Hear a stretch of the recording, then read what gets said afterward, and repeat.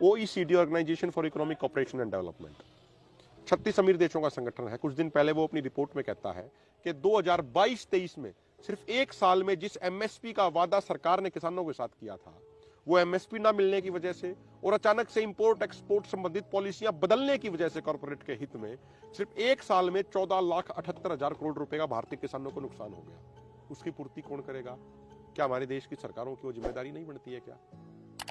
क्या हमारे देश के जो मंत्री हैं उनकी जिम्मेदारी नहीं बनती है क्या? और सबसे हैरानी की बात यह है कि अगर पिछले 4 सालों की बात करें, जितना बजट फाइनेंस मिनिस्ट्री ने कृषि मंत्रालय को अलॉट किया, साल पूरा होने पे चारों साल का अगर हम जोड़ के देखें तो उसमें से भी 1 लाख करोड़ रुपया वापस उन्होंने फाइनेंस मिनिस्ट्री को भेज दिया। 4 साल में 1 लाख करोड़ रुपया तो वो वापस भेज दिया जो फाइनेंस मिनिस्ट्री ने खेती मंत्रालय को दिया था, भाई किसानों की भलाई के लिए लगा लो। खर्च नहीं कर पाए, 1 लाख करोड़ रुपया उल्टा भेज दिया। जबकि बहुत सारे एस्टिमेट ये कहते हैं 25 से 30 हजार करोड़ रुपया के सालाना खर्चे पे तो एमएसपी गारंटी कानून बन जाएगा, तो उस 1 लाख करोड़ में तो एमएसपी गारंटी कानून बन जाता। लेकिन ये तो ये कहते हैं, बड़े जो कृषि विशेषज्ञ हैं वो ये बताते हैं कि अगर एमएसपी लीगल गारंटी दे दी तो सरकार कर्ज में डूब जाएगी, सरकार पे भार इतना आ जाएगा। मैं उसी चीज पे आता हूं आपकी बात पे, लेकिन मैं उस पहली वाली बात को कंक्लूड कर दूं तो खेती को फायदे का धंधा बढ़ाना पड़ेगा। खेती को फायदा का धंधा बढ़ाने के लिए जरूरी है स्वामीनाथन आयोग का C2+50% फार्मूला लागू करो और एमएसपी पर फसलों की खरीदी गारंटी का कानून बनाओ। अब बात आ गई आपके जो आपने सवाल किया कि भारत कर्ज में डूब जाएगा।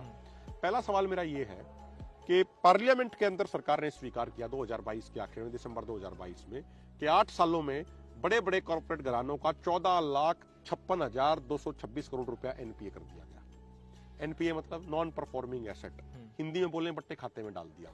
लेकिन बट्टे खाते में डालने का मतलब क्या होता है कि अपनी बुक से वो मिटा दिया। जब बुक से ही मिट गया तो फिर पैसे कौन लौटाएगा उल्टे? तो एक तरीके से 14,56,226 करोड़ रुपए का खर्चा उनका माफ कर दिया गया। अच्छा, तब भारत कर्जे में नहीं डूबा क्या? बिल्कुल। तब भारत को आर्थिक तौर पे कोई नुकसान नहीं हुआ क्या? एक बात। दूसरी बात, देखिए, अगर मैं आपको गेहूं का एग्जांपल देता हूं, मैंने बहुत कम प्लेटफॉर्म्स पे अभी ये जानकारी साझी करी होगी। हमारी रिसर्च टीम ने थोड़ा वर्क किया और उन्होंने एक डाटा निकाला। साल 2022-23 की बात करें, भारत में गेहूं का जो टोटल प्रोडक्शन था वो 1105 लाख मीट्रिक टन था। उसमें से 261 लाख मीट्रिक टन एफसीआई ने खरीद लिया, प्रोक्यूर कर लिया। 36.34% वो फार्म टू फैमिली कंजम्पशन में यूज हो जाता है, मतलब अपने घर में ही यूज होता है, क्योंकि किसान के घर में भी तो उसका परिवार है ना, अपने पशुओं के लिए भी इस्तेमाल करना पड़ता है, सारी चीजें होती हैं, अगले साल बिजाई के लिए भी रखना पड़ता है। तो 36.34% उसका फार्म टू फैमिली कंजम्पशन में आ गया। 9.61% और दूसरी जो कोऑपरेटिव सोसाइटी थी उन्होंने खरीद लिया। ये सारी चीजें देखने के बाद 334 लाख मीट्रिक टन बचता है।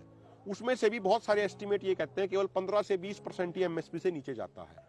तो आप केवल गेहूं पे भी देखेंगे तो मात्र 8 से 10 हजार करोड़ रुपए के सालाना खर्चे पे एमएसपी गारंटी कानून गेहूं के लिए सुनिश्चित हो सकता है। सबसे महत्वपूर्ण बात जो उस रिसर्च में निकल के आई वो ये थी कि भारत सरकार ने जितना प्रोक्यूर किया उसमें से 71.04 लाख मीट्रिक टन आगे जाके ई ऑक्शनिंग के माध्यम से बेच दिया। और ई ऑक्शनिंग की पहली शर्त क्या थी कि भाई जो पहली बोली होगी वो एमएसपी या एमएसपी से ऊपर होगी, यानी सरकार ने उस 71.04 लाख मीट्रिक टन को बेच के कमाई करी है।